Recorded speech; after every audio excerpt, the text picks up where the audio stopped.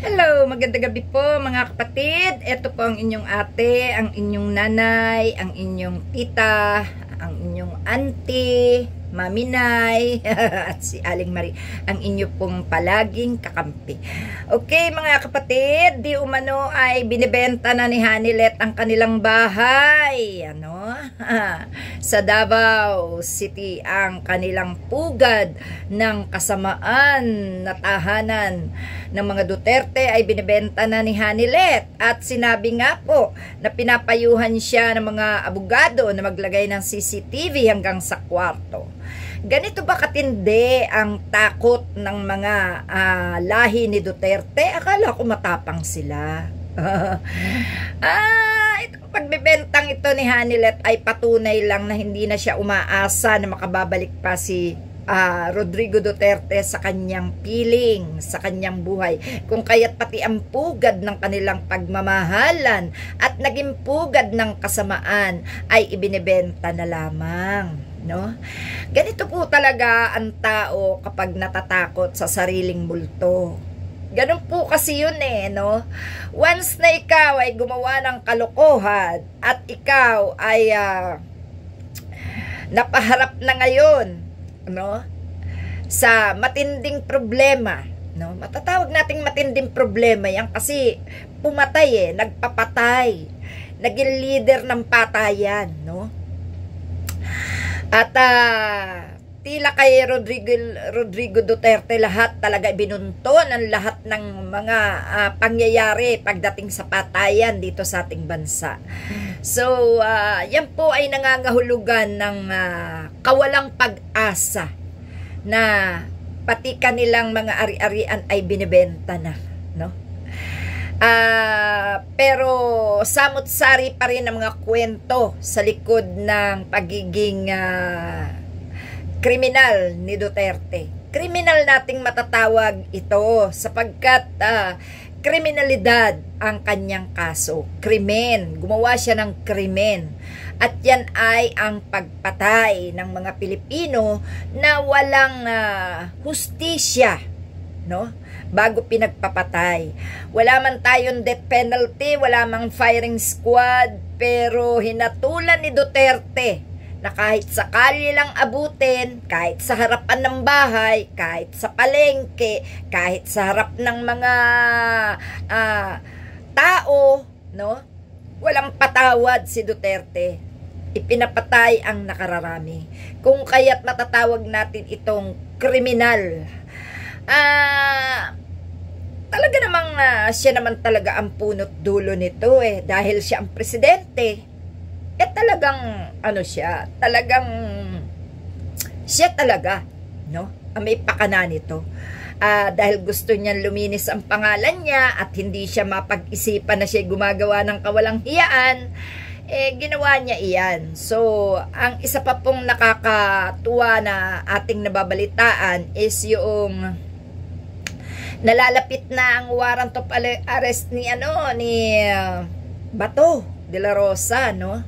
Ano naman itong mga napapabalita sa mga YouTube channel ng mga vlogger natin at pang balita na inilaglag si Bato regarding dito sa mga sabungerong nawawala. Inilaglag daw si Bato de la Rosa. Palagay ko hindi maaaring mawalan nga ito ng koneksyon sa mga nangyaring yan. Dahil panahon niya ni Duterte nung nangyari At sino ba itong may-ari ng sabungan? Kilalang kilala, di ba? At itong si Bato de la Rosa ay isa rin talaga sa kasama ni Duterte. So, lilinaw at lilinaw ang lahat. Walang maitatago sa Panginoong Diyos.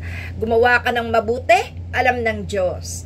Kapag ikaw ay gumawa ng kabutihan, kapag ikaw ay nagsabi ng katotohanan, at ikaw ay sinesentensyahan ng kapwa mo lang tao na nilikha ng Diyos, ang Diyos ang kikilos para sa iyo. Pero pag ikaw ay gumawa naman ng katarantaduhan, ikaw ay lumabag sa 10 utos ng Diyos, at ikaw ay pinagbabayad sa iyong kasalanan, yan ay talagang pagbabayaran sa Diyos at sa tao. pati na sa bayan. Pero kung ikaw ay nagsabi lang ng katotohanan at ikaw ay piniperwisyo, sigurado yan, ang Diyos ang kikilos para sa iyo, no? Dahil yung tama sa mata ng Diyos, hindi pwede gawing mali, no? At ang nagsasabi ng katotohanan ay kinalulugdan ng Panginoon, no? At kung ikaw ay kapwa lang din biktima ng mga kasamaan at ikaw ay natukso, no? Natukso kang mapagaya, no, sa kanila, hindi mo naman talaga sinasadya, bagkus na ano ka lang, nainganyo ka lang din, nabigyan mo ito ng pananaw, bigyan mo ito ng katwiran, hindi mo rin naman masasabing kasalanan yan. Ikaw ay alam din ng Diyos ang iyong nasa kalooban, no? Kaya walang maililihim sa Panginoon. May mga tao naman na piperwisyuhin ka dahil akala merong makukuha sa iyo, no?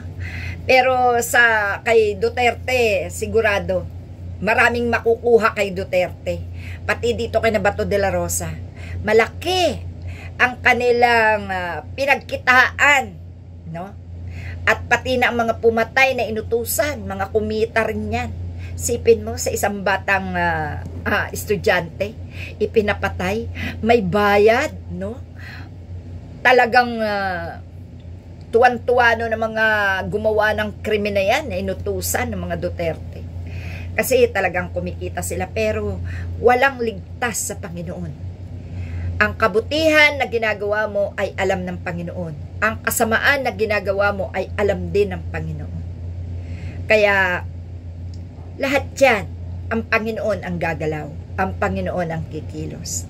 Kung ikaw ay interesado sa iyong kapwa at masama ang iyong intensyon, lagot ka sa Diyos. Ngayon, kung ikaw naman ay masamang tao at gusto mo na namang uling manloko, lalong lagot ka sa Diyos. Ganun lang yun, no? So, yung nangyayaring yan kay Hanilet ay isang malaking